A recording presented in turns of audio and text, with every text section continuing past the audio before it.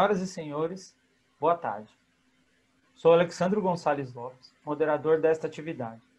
Falo da cidade de Recife, Pernambuco, e em nome do presidente do 2º Congresso Internacional Online de Obiose, senhor Leonardo Faria Jefferson de Souza, terceiro vice-presidente da Sociedade Brasileira de Obiose.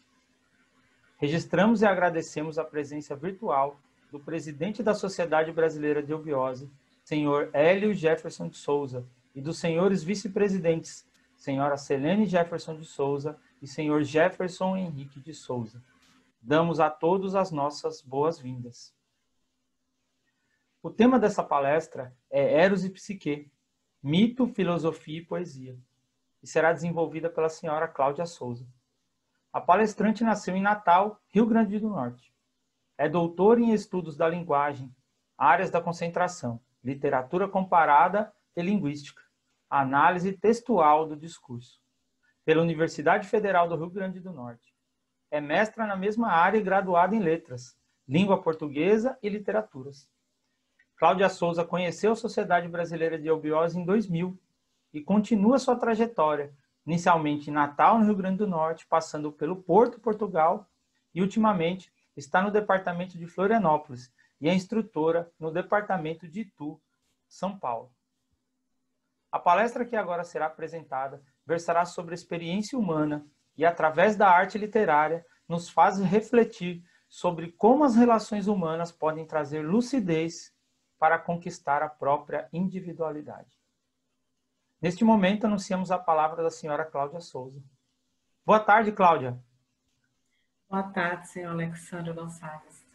É uma honra imensa estar aqui hoje nessa tarde, né? E eu quero antes agradecer a presença de todos que estão aqui e os que virão, porque esse trabalho ficará gravado, né? E eu quero agradecer de antemão a todos que estão presentes conosco. E vamos iniciar aqui a nossa apresentação. Essa é a parte inicial da nossa palestra, é o emblema da Sociedade Brasileira de Obiose, o brasão da obra.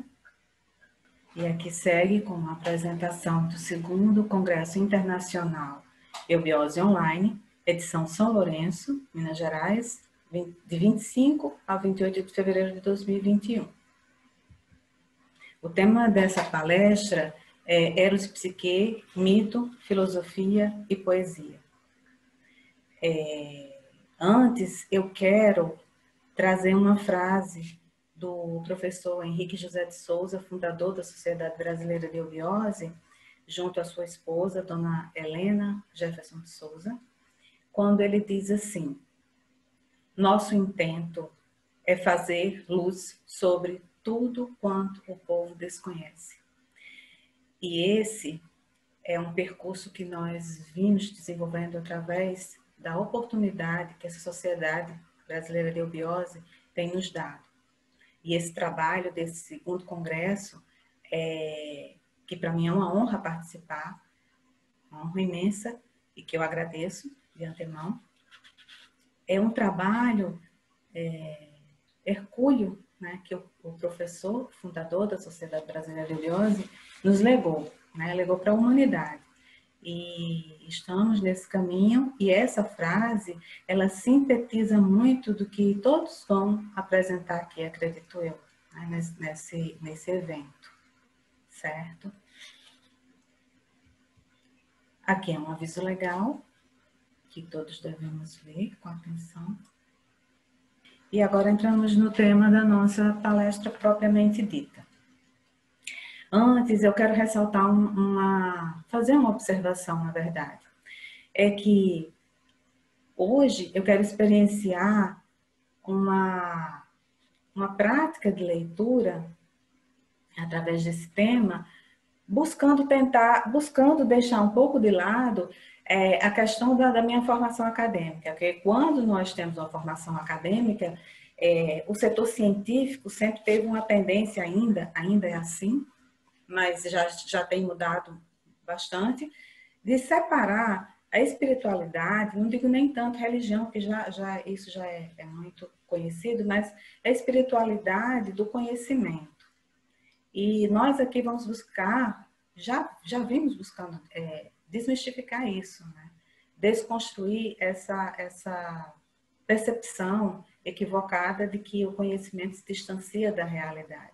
Evidentemente que as religiões, elas tomaram outros rumos, outras proporções, que não vem o caso, não é o tema da nossa palestra, mas a espiritualidade está intimamente e absolutamente ligada ao conhecimento.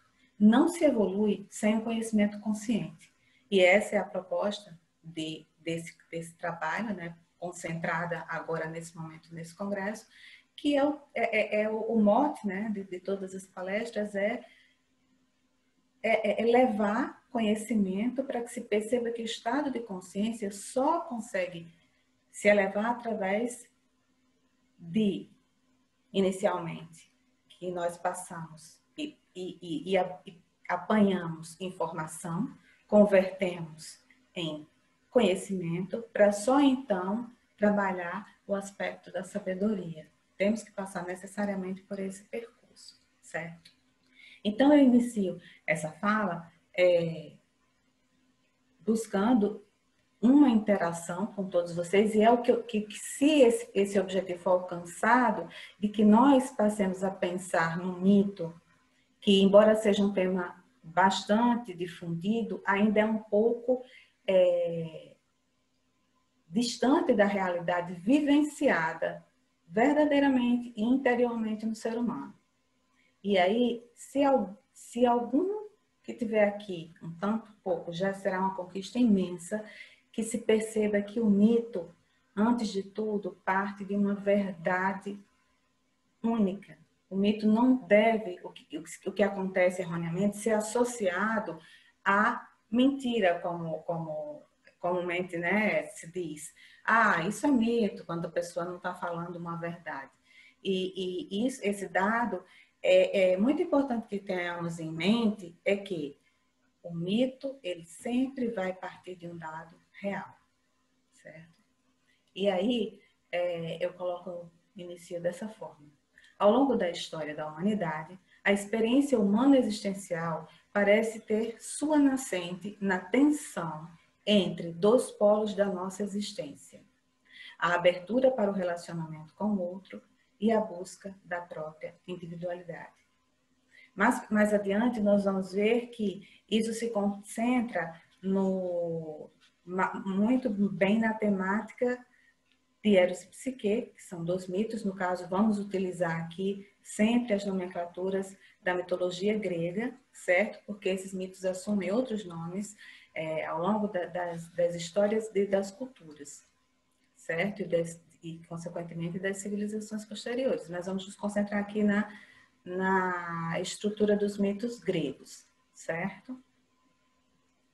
Então, essa tensão que nós podemos pensar inicialmente é como o eu, a nossa subjetividade, tem sido abandonado, né, na sua própria morada, né, no seu próprio habitat. Porque o eu, ele não consegue ter voz, sobretudo no mundo atual, que tem uma efervescência de informação, a cultura, o investimento em cultura tem sido cada vez mais abandonado, evidentemente que assumiu novas vertentes, novas estruturas, por conta de um mundo globalizado, que isso é uma outra dinâmica, que não é o caso, que é só para percebermos que para abordar um tema amplo como esse, nós precisamos fazer recortes. Então, nesse sentido, eu só estou observando a questão de que a realidade hoje é outra, né? O que se considera de um mundo híbrido, né? Uma modernidade líquida, como tanto propagou o Bauman, né? Então, pensar nessas questões humanas existenciais da subjetividade humana cada dia mais se torna distante do ser humano, porque a alma, diferente do espírito, que isso é uma concepção que muitos ainda se confundem, acham que a alma é a mesma coisa que espírito, e não é, propriamente o eu, né, nossa essência primeira, ele não consegue ter voz perante um processo humano existencial de plena inconsciência dessa presença desse eu.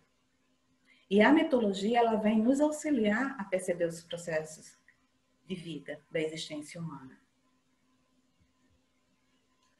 Então, para percorrer esse labirinto da alma, entre aspas, pleno de enigmas, a mitologia vem como fonte que nos conduz ao fio de Ariadne, entre aspas, porque a Ariadne é outra, e eu deixo como indicação para quem queira estudar o mito de Ariadne. Então, é o fio que nos conduz ao fio de Ariadne, o fio da individuação. Uma vez que os mitos, das mais diferentes origens, nos levam ao que há de mais profundo na natureza humana e, após esse percurso, nossas experiências se renovam. Ou seja, o mito, muitas vezes ele perdeu e ainda perde a credibilidade, porque ele é recontado, como falei anteriormente, ele parte de uma verdade única. A essência da estrutura do mito é uma só. Por mais que cada civilização vá fazer a sua leitura de um dado mito, a essência é sempre una. Sempre vai convergir para uma verdade una, certo? E cada civilização reconta os mitos de várias formas. E até dentro da mitologia grega, nós encontramos várias versões sobre vários mitos. Eros, que é conhecidamente conhecido como o Cupido, ele é mais popular como Cupido, né, na mitologia latina. Então, ele, dentro das versões da mitologia grega, ele assume várias, como a paternidade, os filhos que ele teve com Psique, enfim, ele assume várias outras versões, certo? E, como orientação, eu deixo o livro Asno de Ouro, de Apuleio, para quem queira conhecer a história, porque é longa, é muito interessante, muito, muito especial para se entender bem a estrutura do mito. Então, as narrativas míticas ensinam e demonstram caminhos e valores, bem como evitar tragédias e conquistar glórias humanas. Mas decifrá-las não parece tarefa simples, porque significa investigar o sentido da vida, do amor e de quem somos. Então, como nós nos distanciamos tanto dessa conexão, né, com uma fonte, com uma essência que faz com que nós consigamos ascender espiritualmente através do nível de consciência, que só vem com a aquisição do conhecimento, se torna difícil. Para muitos, a questão do amor ainda não se para muito para pensar. Muitos podem dizer, eu penso, mas em essência de verdade, quem pensa o que é o amor? Como que as relações podem nos refletir e fazer com que nós nos percebamos tanto em virtudes quanto em defeitos através do outro, para que nós possamos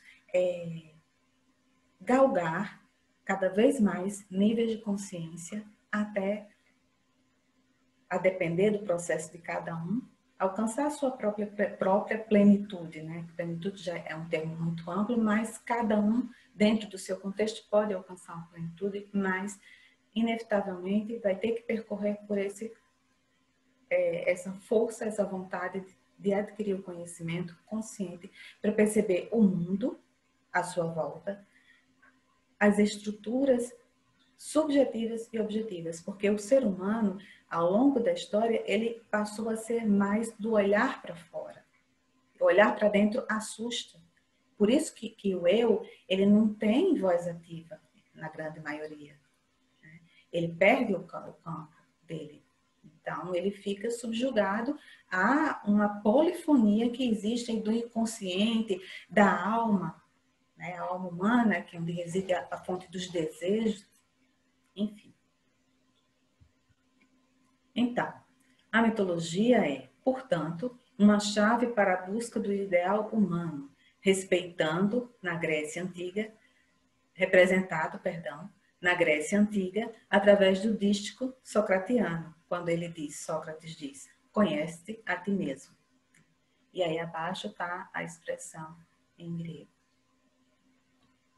E esse conhece-te a ti mesmo é todo esse percurso que qualquer mito ele vai proporcionar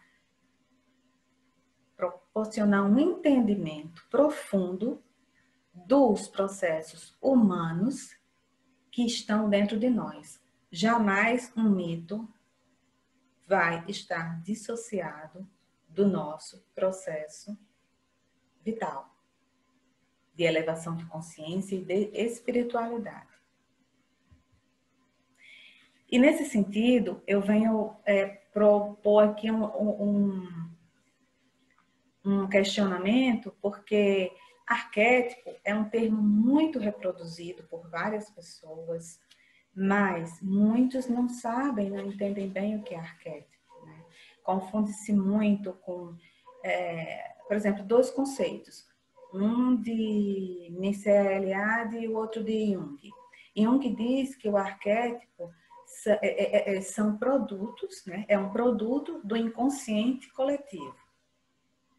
Ou seja, eu reconheço no mito de Eros aspectos do amor que estão para a minha percepção de amor. E eu coloquei essa moldura simples aí para que nós pensamos que o arquétipo é uma concepção nossa acerca de uma dada coisa, um dado sentimento, uma dada experiência, um dado ícone. Se eu falar numa cruz, vão remeter a quem? Ao Cristo. Se eu falar numa coroa de espinho, independente da forma, isso vai remeter ao arquétipo do Cristo. E tantos outros exemplos. Uma coisa simples, imagens que nós construímos na nossa mente acerca. Eu sei o que é uma árvore. Há vários tipos de árvores, e aí entra no campo do signo, né, do significado, do significante, mas na minha cabeça eu tenho um arquétipo de árvore. Né? Uma criança, ela desenha uma árvore, porque já nela tem esse, inconscientemente, essa concepção, muito embora existam inúmeras espécies de árvore. Então, um arquétipo é uma espécie de moldura onde projetamos as nossas percepções e jamais vamos projetar nessas estruturas arquetípicas uma concepção para além do que eu tenha. Se eu tenho uma concepção de psique como alma e de alma como uma borboleta já transformada, outros já vão ter o arquétipo da psique para mim é uma imagem de uma lagarta que se transforma em borboleta. E por aí vai. Então, assim, cada um vai ter a sua concepção. Isso é no sentido do Jung, que ele fala, né, que é o inconsciente coletivo, ele gera esses arquétipos através de imagens. Então, sempre as imagens vão nos arremessar para uma vivência mítica. Então, a vivência mítica, ela é de arrebatamento. Temos nossos mitos particulares, temos uma música que faz com que nós lembremos de um dado momento, de uma dada época, um cheiro, vai nos remeter a uma imagem, a um momento, tudo isso se transforma em arquétipos, certo? Mas a estrutura do inconsciente coletivo é aquela do arquétipo num sentido mais amplo, é aquela imagem mítica ou uma dada imagem que comunica a uma civilização, certo? E para o Mircea Eliade, o arquétipo é modelo, é um paradigma, é um referencial de como se deve espelhar e se moldar aquela estrutura, certo? Então, o arquétipo é simplesmente uma espécie de vivência e que nós vamos fazer a leitura dele conforme as nossas percepções de um dado tema, de uma dada imagem, por exemplo, o aspecto da tríade superior, né, pai, mãe, filho, que algumas religiões pregam outros, Pai, Mãe, Espírito Santo, não é? Então, assim, cada um vai simbolizar de uma forma e eu vou projetar a minha percepção dentro dessas minhas imagens míticas. E quanto à filosofia, nesse percurso de Eros, Psique, Mito, Filosofia e Poesia, eu não optei por não trazer um resumo do que vem a ser o Banquete de Platão. Eu só quero deixar aqui como uma sugestão, porque esse livro, né, de Platão, que traz diálogos de personagens históricos, literários, diálogos riquíssimos acerca do amor. Né? Inicialmente, o título original é Simpósio, porque Simpósio era foi uma ambiência instituída para que se tivessem reuniões de educativas, de discussões, para se filosofar, enfim, eram momentos após um banquete, um jantar, se reuniam para beber, que o vinho proporcionava essas experiências, né, até certo ponto, quem tivesse um autocontrole, de discursar. E nesse livro Banquete tem 6 discursos acerca do amor, e entra um último personagem que faz uma apologia a Sócrates, que é muito conhecida. Mas o que eu quero frisar, basicamente, em função do tempo, em função mesmo do objetivo da nossa abordagem, é que o amor platônico, à luz dessa obra, né, desses diálogos que Platão descreveu, e vale ressaltar que toda a obra de Platão visa enaltecer o seu mestre Sócrates, né? Então, assim, no banquete, eles discursam sobre de uma forma retórica, as várias formas de amor, né? E aí, no final, o Sócrates, ele é o sexto a discursar, a sexta pessoa a discursar, e ele vem e rebate todos os outros discursos, né, sobre o que deveria ser o amor, né? E aí eles desenvolvem, o diálogo se passa como se fosse uma peça teatral. Fala, cria ambiência, é muito interessante, é muito especial esse livro. E, sobretudo, uma dica é que nas passagens aparentemente mais simples é que está a mensagem essencial daquilo que Platão quis comunicar no momento. E aí, o que é que basicamente nós propomos desmistificar, porque é realmente dessa forma. O amor platônico, ele não envolve necessariamente aquela ideia que, na realidade, foi mais concebida no neoplatonismo, né? De que o amor idealizado, que exclui a vivência física e etc. E tal, que ficou muito propagado nos romances e tal, enfim, numa dada época da literatura. Né? E que vale ressaltar aqui um parêntese que muitas vezes nós não percebemos o quanto a literatura ela compila todas as áreas de conhecimento do saber humano e se faz como inscrição do sujeito, das experiências humanas existenciais ao longo da história. Então, qualquer obra de arte literária que se pegue, se veja, ela vai irradiar um processo existencial da humanidade. Então, quando nós estamos na escola e somos forçados a estudar, a ler algumas obras, né, de forma obrigada e acha aquilo chato, estudar as escolas literárias, aquilo ali é pura vivência da nossa história para compreensão da nossa estrutura vital perante o mundo. Tanto vital como física e estrutural, quanto essa vitalidade interna que vem de ânima, da alma, que nos faz viver nesse movimento. Então, é um conhecimento preciosíssimo, né? E que tem para todos os gostos. E aí, fechando esse parêntese, vamos voltar aqui para o amor platônico, que, em essência, não tem nada a ver com a questão do amor idealizado, e sim o que eles propõem, e que no diálogo de Sócrates, do final, todos os diálogos são interessantes. Mas aí ele vai, porque uns vão ficar no plano do mito, outros, um discurso muito interessante de se observar é o de Aristófanes, que era um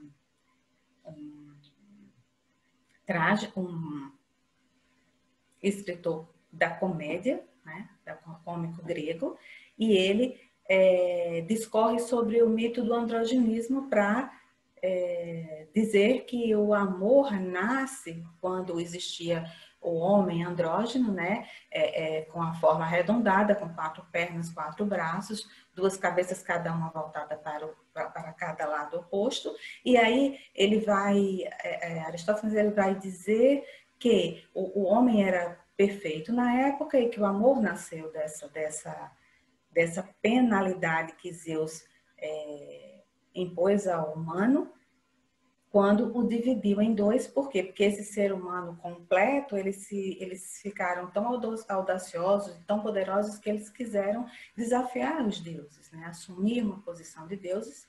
E aí Zeus vem e pune, né, a raça humana a dividi-los em 2, e ainda diz que se aprontarem mais, ele vai dividir em mais partes, né? E aí, aí o que Lacan, mais para frente, vai desenvolver muito bem, que o amor vai sempre nascer de uma angústia, né, pela busca do que falta em nós.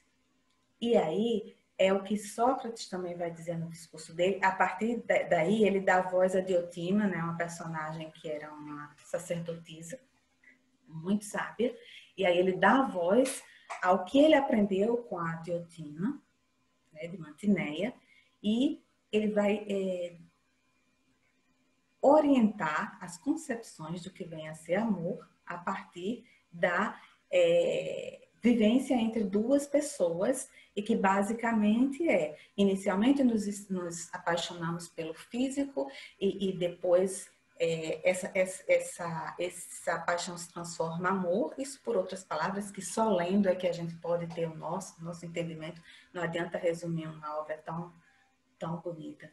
E aí ele dá a voz a Diotima, e ela diz que a vivência, no final, para se alcançar essa busca, essa plenitude através do amor vivido, é que vai somente conseguir atingir a ascensão, a evolução dessa relação, quando se percebe a beleza da alma. Aí nós vamos acessar um campo mais sutil, porque nos reconhecendo no outro, vivemos esse amor, né? E a necessidade da eternização desses seres, né? Esses seres amantes, de que forma? Da procriação ou da ascensão através do conhecimento. Basicamente é isso, e que vai, de certo modo, nos orientar à leitura de várias obras, e o que hoje nós vamos apresentar, que é uma poesia de Fernando Pessoa. E aqui é só para ilustrar uma ambiência do que seria o banquete na altura, não é? É uma obra de arte representando mesmo o banquete de Platão, né? Onde eles se reuniam, tinham músicas e as trocas para um nível educativo, certo? Discussões sobre a cultura como um todo, e que nessa época havia uma ocupação, uma preocupação em investir na cultura. Foi a época áurea em que surgiram as comédias gregas, as tragédias gregas, que também são fonte de reconhecimento dos nossos processos, porque no fim, muitos vão dizer que a nossa vida, todos nós, vivemos as nossas tragédias ao longo da nossa história. E que também participa das tragédias que os mitos nos contam e que podemos nos reconhecer num dado momento para nos transformarmos, certo? E aí essa ambiência e essa obra que eu trouxe apenas para ilustrar e que eu acho muito bonita. E aí entramos na questão do mito de Eros e Psique, certo? Basicamente, essa história retrata aspectos tanto da alma humana quanto de que para muitos é um deus, o deus do amor, e para outros é um daimon, que seria, para alguns é gênio, e para outros é só um aspecto mais de um demoníaco, que para mim é uma leitura muito, muito vaga, mas o daimon remete a gênio, que é um ser intermediário entre o terreno e o divino. E aí, esse quadro, que é o Rapto, né, de Psique, ele demonstra um aspecto que eu não vou me deter agora, para que nós pensemos através da leitura do poema, que eu quero propor no final, certo? E aí a gente pode conversar um pouco sobre isso depois. Só o que eu vou adiantar sobre esse quadro é que ele tem toda uma história que se encaixa dentro da história do mito, que é o Rapto de Psique, mas que a única coisa que eu quero deixar para levantar os questionamentos é que ele reflete um momento de inconsciência do próprio Eros. Né? O próprio Eros, ele levava uma vida desenfreada, desregrada. E através de Psique, né, da alma, que também passou por um percurso de inconsciência e só conseguiu atravessar o caminho da evolução a partir das provas da vida que ela passou e que é igual conosco em diversos contextos, mas em essência é a mesma coisa. Basicamente eu quero deixar isso, e essa obra que eu acho assim belíssima, não me canso de admirar, certo? E essa outra também, que é magnânima, que está no Louvre, é o beijo, né, de Eros em Psique. Psique reanimada pelo beijo do amor ou de Eros. E essa obra ressalta justamente o momento da ascensão dos dois.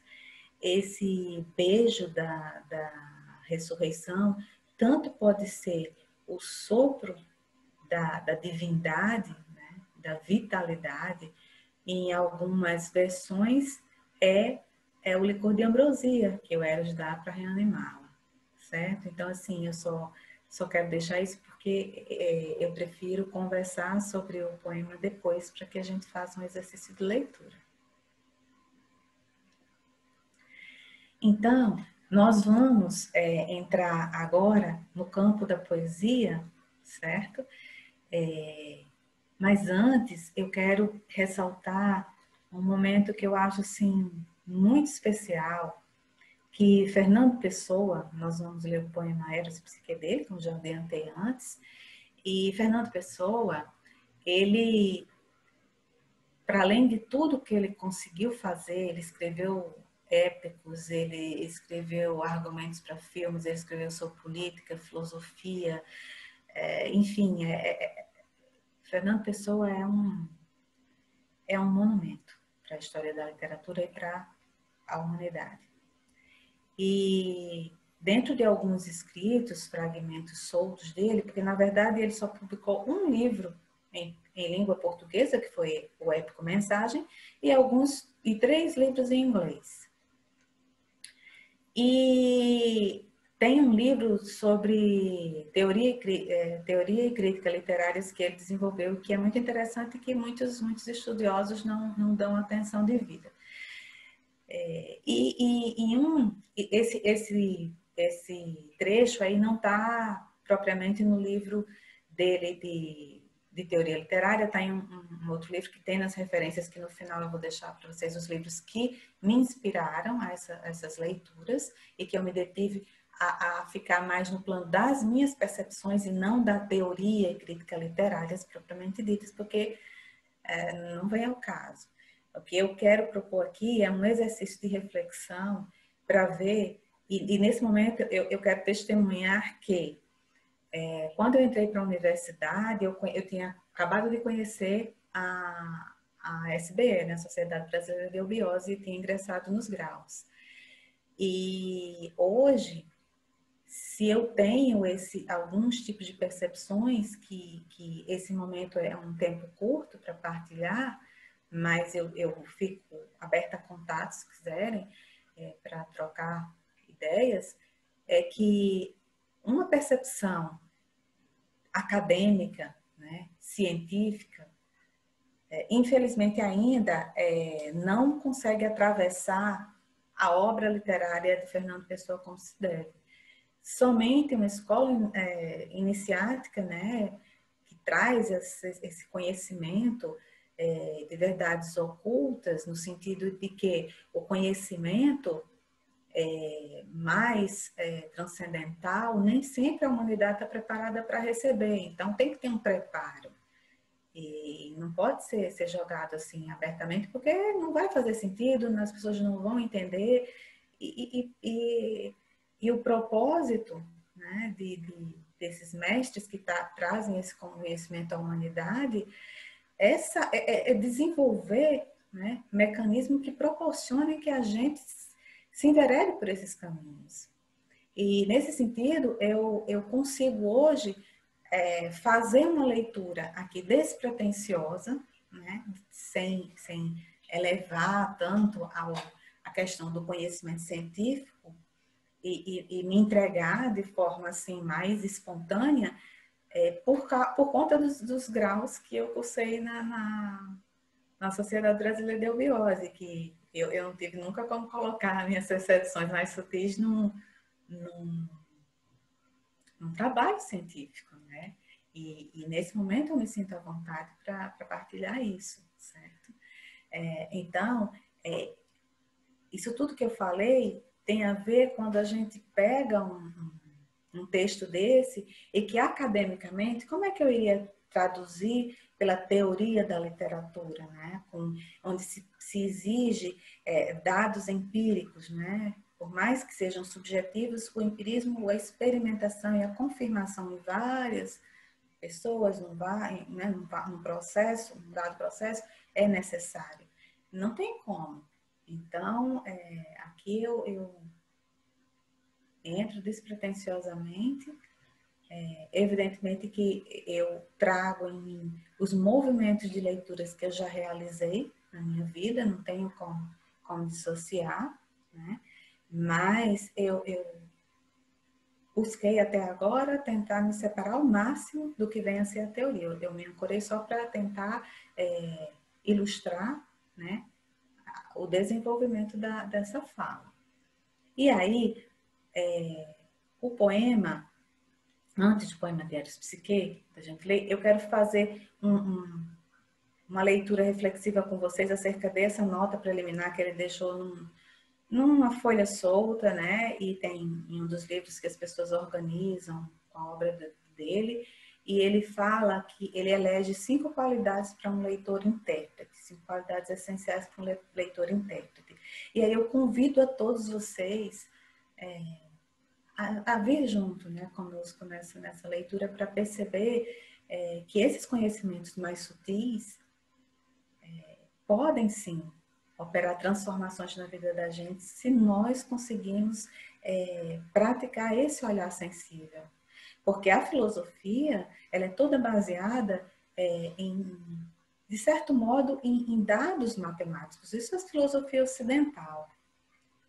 Hoje já precisamos ter uma revisitação, porque os filósofos gregos, eles escreveram num dado contexto. O próprio Banquete tem várias interpretações que não cabem mais hoje em dia, mas as pessoas continuam a reproduzir que era um contexto tal, que não vem ao caso. Mas a essência, né, do que vem a ser aqueles diálogos acerca do amor, eles ficam detidos em outros aspectos que, enfim. Então, vamos lá. Vamos aqui ler sobre o entendimento dos símbolos e dos rituais simbólicos, que Fernando Pessoa diz, exige do intérprete que possua 5 qualidades ou condições, sem as quais os símbolos serão para ele mortos e ele um morto para eles. Ou seja, se eu não consigo ler verdadeiramente um símbolo na sua essência, né? Eu vou mais para o cristianismo, né, que é mais comum, então, uma cruz, né? Como é que eu não consigo atravessar para além do que é um objeto cruz, onde o Cristo foi crucificado? Né? Mas por que que a cruz tem aquele formato? Por que que ela é vertical e horizontal?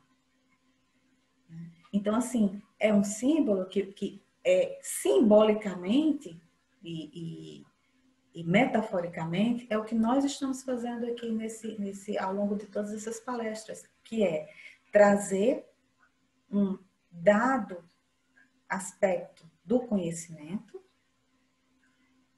levá-lo à civilização. Mas esse conhecimento, ele vem de uma fonte que vem do alto, né? Ou seja, a iniciação. E depois nós verticalizamos esse conhecimento para a civilização, é a propagação desse conhecimento. Então, é realizar o processo que foi iniciado, mas essa iniciação, ela deve ser altruísta, o movimento é de servir à humanidade. Como o próprio professor Henrique José de Souza diz, ele diz que ninguém serve à humanidade sem servir, ninguém serve à divindade sem servir à humanidade, certo? Então, esse movimento simbólico, e aí eu deixo para que vocês reflitam, eu não vou explicar essa simbologia que eu falei aqui, porque vai levar outro tempo, né? A cruz, a cruz, né? Que, vejam bem, ela tem, ela não é um símbolo do mais, da matemática. Ela é uma cruz, ela tem uma parte, né? Então, uma vertical e uma horizontal que simboliza o aspecto, né, do humano crucificado naquele objeto. Tá? E isso é um exemplo de ler os símbolos. Muito sumariamente, porque é um tema que também daria uma palestra ou mais. Então, para a pessoa, a primeira qualidade de um leitor-intérprete é a simpatia pelo símbolo que propõe a interpretar, ou seja, eu não tenho como interpretar um símbolo que eu não tenha simpatia para me debruçar com qualquer leitura que seja, nem de uma obra de arte, né, que expressa símbolos, as imagens míticas, volto a dizer, elas circulam por todas as civilizações com as suas formas diversas, representando uma única expressão para cada signo, para cada mito, né, evidentemente. Então, assim, como que eu vou me interessar se eu não tenho a simpatia? A segunda, ele diz que é a intuição. Né? Por intuição se entende aquela espécie de entendimento com que se sente o que está além do símbolo, sem que se veja. Ou seja, a própria experiência, através de um arrebatamento mítico, né? A própria fé, um exemplo, né? De se seguir o que não se vê, o próprio sentimento de amor também não se vê, mas se sente, mas é uma experiência. Agora, a intuição, a gente tem que perceber que só conseguimos acessá-la e que vamos ver isso, ter experiência disso, através do livro A Voz do Silêncio, de Helena Petrovna Blavatsky, que Fernando Pessoa traduziu, uma versão para português, inclusive. Então, assim, essa vivência, né, do símbolo através de uma voz intuitiva só se alcança a partir de um dado nível de consciência em que nós já conseguimos meditar, que meditar não é só silenciar e ficar fazendo om, não é? Né? Meditar é meditar de taramim. Né? E eu só vou perceber quando eu conseguir silenciar a minha mente, deixar o meu eu florescer, que tem sido, né, tão sufocado. Vive num cárcere e praticamente é amordaçado. Não é? A terceira, que ele diz, é a inteligência. A inteligência analisa, decompõe, reconstrói, noutro nível, o símbolo. Tem, porém, que fazê-lo depois que, no fundo, tudo o mesmo, certo? Então, aí ele primeiro entra com a intuição. A voz da intuição, ela não passa pelo crivo da razão. Ela chega e vem. A intuição, ela não gera dúvidas. Ela não gera dúvidas, ela é uma voz direta. Ela é uma voz que só acessamos, como eu falei antes, a partir do silêncio. E aí, necessariamente, nós precisamos ter o atributo da inteligência desenvolvido, ou seja, a cultura, o conhecimento consciente, para poder operar as transformações e ler o mundo de modo a nos autoconhecermos, né? O mundo é um espelhamento, né? Como diz aquela máxima famosa, né? O que está em cima é igual ao que está embaixo, né? Então, o mundo é o espelhamento do que está no universo. E nós somos esse microcosmo em potencial. Então, mas sem a inteligência, eu não consigo ascender ao plano intuitivo. Porque eu vou ter que primeiro me autoconhecer, me perceber para perceber essa voz do silêncio. A quarta, para ele, a quarta atributo do leitor intérprete é a compreensão.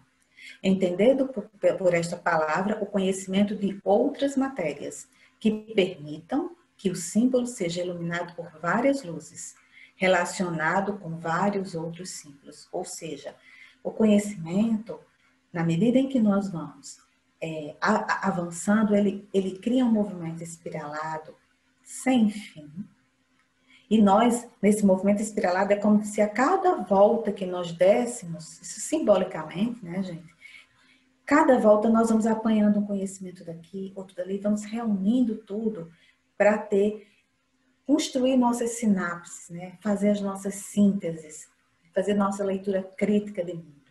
Então, a compreensão, associada a todos a inteligência, a intuição e também a simpatia, né?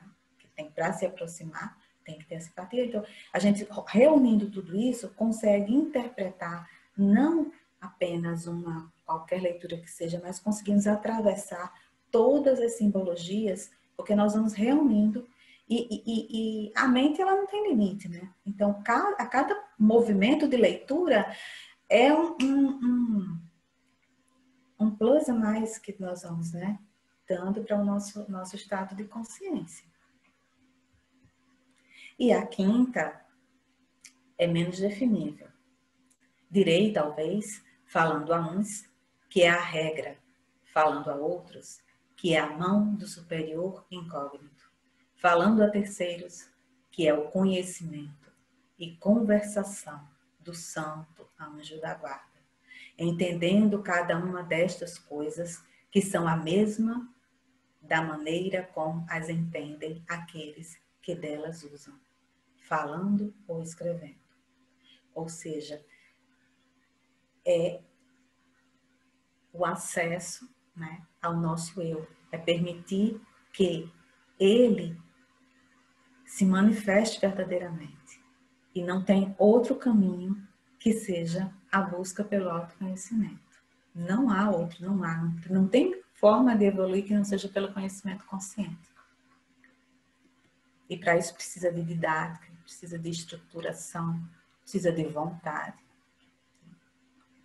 E é o que particularmente nós encontramos, né, no processo eubiótico, porque uma coisa que eu quero dizer é que eubiose é viver em essência, organicamente, esse estado de consciência. Eubiose é estado de consciência. Não é só o conhecimento, é conjugar tudo isso de uma forma altamente subjetiva, numa dinâmica de vida transformada a cada dia. E aí, nós vamos fazer a leitura do poema Eros e Psique de Fernando Pessoa, mas antes ela inicia com a seguinte epígrafe, que eu quero destacar e que deixar também como quem dera um mote para um interesse de que pensar ao menos por que Fernando Pessoa deixou uma epígrafe assim antes do poema Eros Psique. Né? Por que ele deixou essa epígrafe? Quando ele diz assim: e assim vedes, meu irmão, que as verdades que vos foram dadas no grau de neófito e aquelas que vos foram dadas no grau de adepto menor são, ainda que opostas, a mesma verdade. Do ritual, do grão-mestre, do átrio, na ordem templária do Santo Graal. Ou, desculpa, na ordem templária de Portugal, perdão. Então, assim, para já, Fernando Pessoa, ele era um iniciado, né? Ele fez parte da maçonaria, muito embora não tenha comprovação disso, mas os discursos dele, para quem pesquisa, nitidamente denunciam, né? Confessam esse movimento que ele teve participativo na maçonaria, nem que tenha sido para ler alguns textos, algum acesso a algum material, e também participou da Ordem Templária, e ele diz que em alguns textos que se divulga algumas coisas dessas ordens é porque a ordem que ele pertencia estava adormecida, porque se estivesse em atividade ele não era autorizado e tinha consciência para não fazer, certo? Então assim, vamos pensar por que ele colocou essa epígrafe, né, no poema, antes do poema. E agora eu quero deixar para vocês a narração, que eu já agradeço muito, do Rui Pinto, que ele vai narrar para nós o poema Eros Psique, que será projetado agora.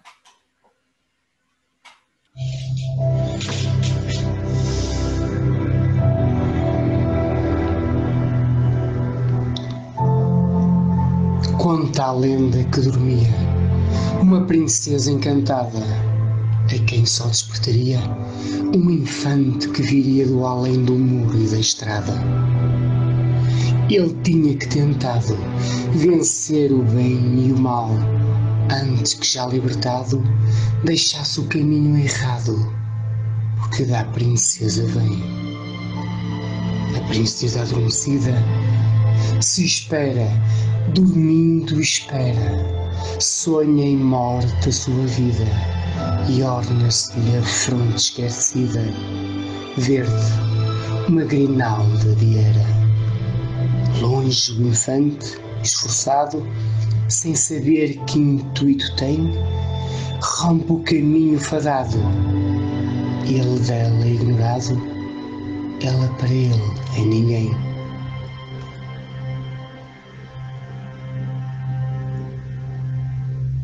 Mas cada um cumpre o destino, ela dormindo encantada, ele buscando-a sem tino, pelo processo divino que faz existir a estrada. E se bem que seja obscuro, tudo pela estrada fora, e falso ele vem seguro, e vencendo estrada e muro, chega onde sob ela mora. E ainda tonto do que houvera, à cabeça em maresia, ergue a mão e encontra era, e vê que ele mesmo era a princesa que dormia.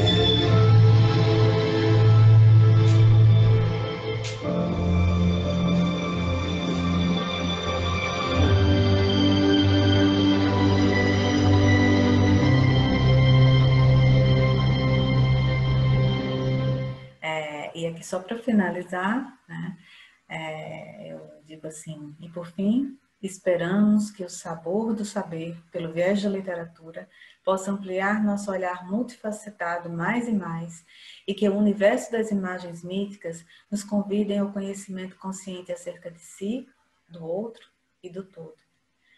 Meu muito obrigada.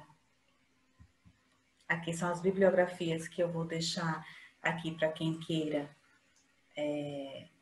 dar um pause, que esse vídeo vai ficar gravado, né? Então, eu vou deixar aqui brevemente, onde me inspirei, e que infelizmente pelo tempo não dá para trazer alguns recortes e citações desses autores, que são fantásticos. E aqui eu destaco também, esse livro é muito interessante, O Elogio da Razão Sensível, de Michel Maffezoli, que ele traz algumas nuances bem interessantes para a gente pensar de modo atualizado e não fazemos sempre leituras críticas acerca do momento e perceber o momento da época, né? Assim como se lê O Banquete e tantas outras obras, a própria história dos mitos, nós temos que ter sempre um viés crítico construtivo, mas só se tem isso, volto a dizer, através de conhecer, né? Aqui. E aqui são os contatos para quem queira buscar a eubiose, contato do COI, desse congresso. Senhoras e senhores, iniciaremos neste momento a sessão de perguntas e respostas que foram previamente selecionadas. E, Cláudia, a gente sempre lê esse poema, antes aqui eu li várias vezes e parece que cada vez que eu leio ele, eu tenho uma percepção diferente, uma hora no começo, uma hora no final. E é assim com a vida da gente mesmo. Parece que esse poema parece que narra quase que uma vida inteira. É desse jeito mesmo. Cada vez que a gente vê o poema, ou cada vez que a gente se depara com alguma coisa na vida, na verdade, nós temos diferentes percepções. A coisa lá praticamente é sempre a mesma, mas parece que a gente muda, não é isso? Perfeito, Alexandra. Sim, e um dado interessante que também remete à simbologia da psique, né? São os processos de transformação, assim, né? Como da lagarta à borboleta, e que a nossa identidade, ela é metamórfica, né? Então, assim, o Alexandre de há 10 anos, ele não era o de hoje, né? A Cláudia de há 20 anos também não é mais, depois que passou por um certo processo. Nós estamos sempre, através dessas experiências, que os mitos estão dentro de nós. Nós precisávamos ter mais aproximação, dar mais voz a essas vivências simbólicas, porque só assim nós poderíamos nos reconhecer e trabalhar, como tem no início desse texto que brevemente apresentamos, trabalhar como podemos enfrentar as nossas tragédias, né? E sair de cada uma renovado e não autocomiserado, não auto-vitimado, e sim perceber que tudo vem para a nossa vida conforme nada vem que nós não permitamos, né? E aí tem um aspecto interessante de observar que é o destino, né? Então, o destino, ele intervém em nós, né? E como tem no poema que fala sobre o destino, né? E Eros é conhecido como um princípio, né? Porque tanto Eros quanto a psique, eles são princípios, né? Princípios que nós podemos beber na fonte para aprendizado. E ele é dos únicos princípios, ele é o destino que nem o ser humano domina e nem os deuses.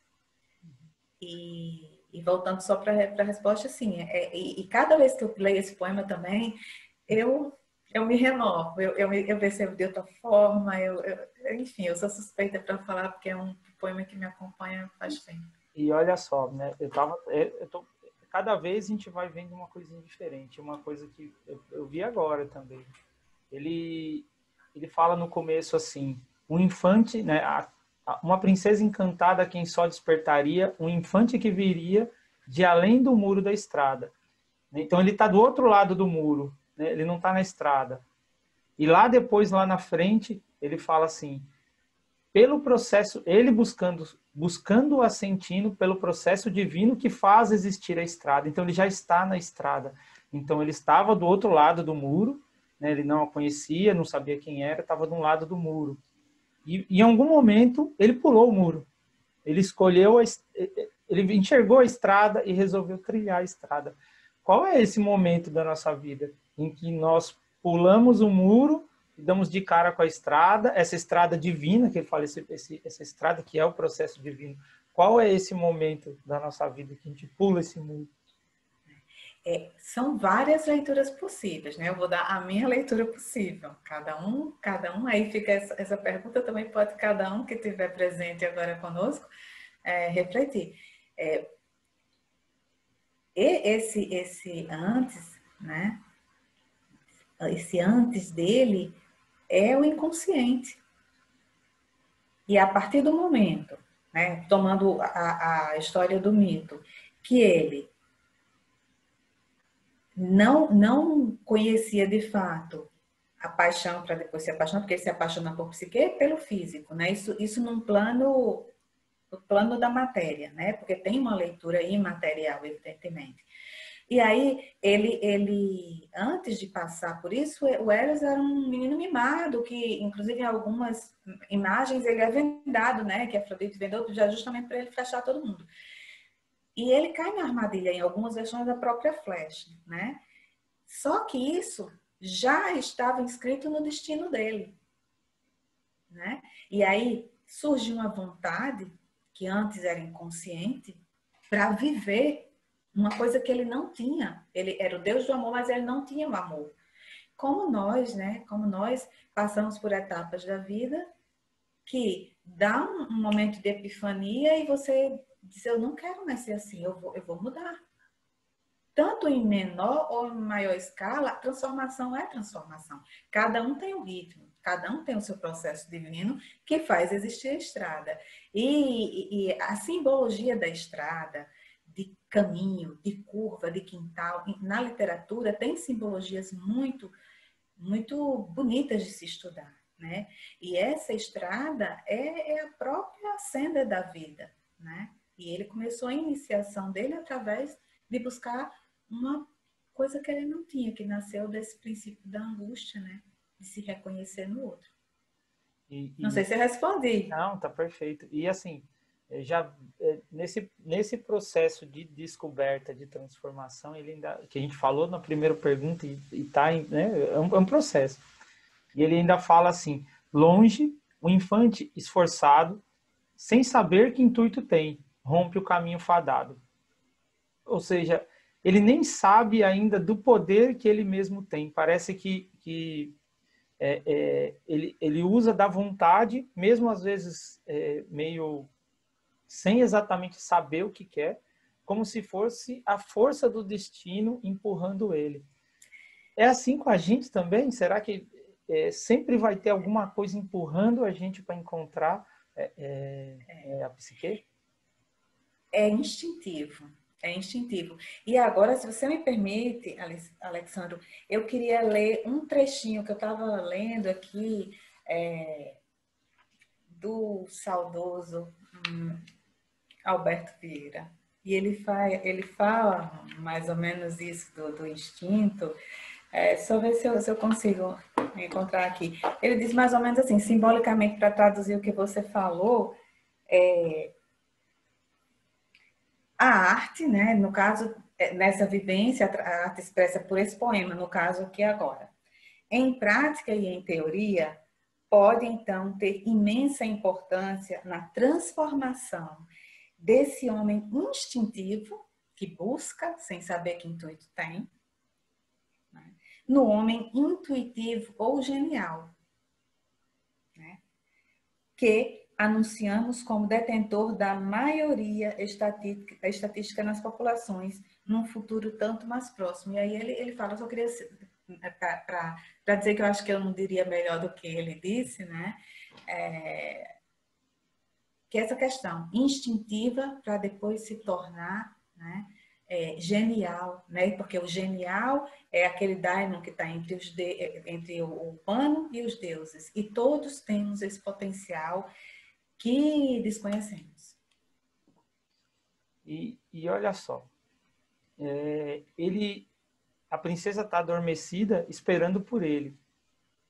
E ela tá, ele fala assim, e orna-lhe a fronte esquecida, verde, uma grinalda de Hera. Por que verde uma grinalda de Hera? Não poderia ser uma outra grinalda de flores, uma outra grinalda qualquer? Diga. É interessante porque, indo para a pessoa, para a leitura do símbolo, né?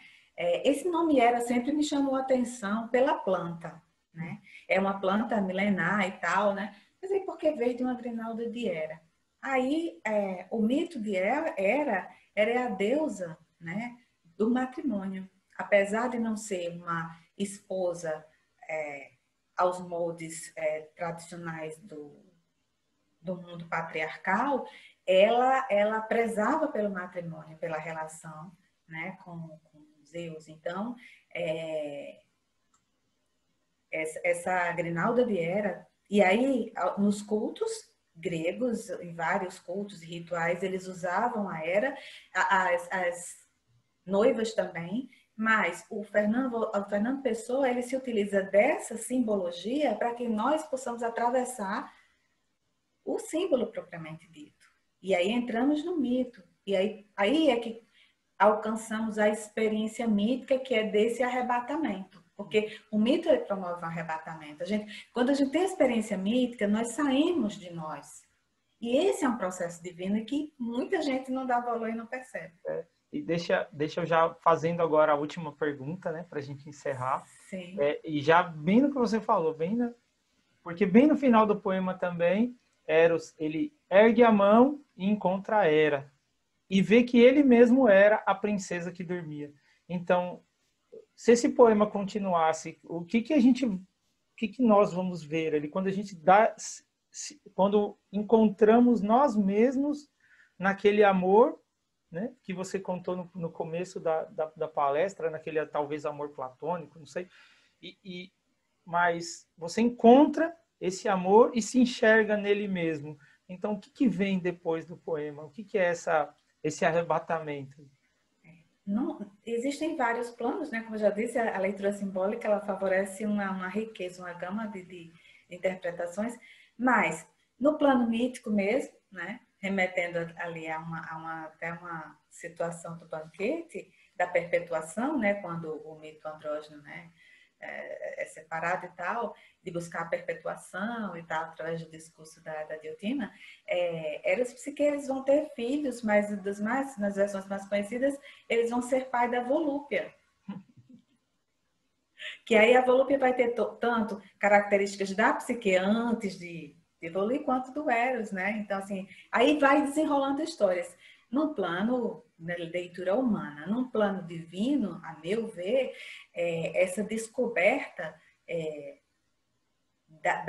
de viver a beleza da alma, assim, mesmo voltando ao discurso da Diotima, ele já não amava mais a Psique pela beleza estonteante que ela tinha e se reconheceu nela, saiu dessa experiência espiritualizado, porque ele era um menino mimado, Psique, que era uma menina humana inconsciente, através das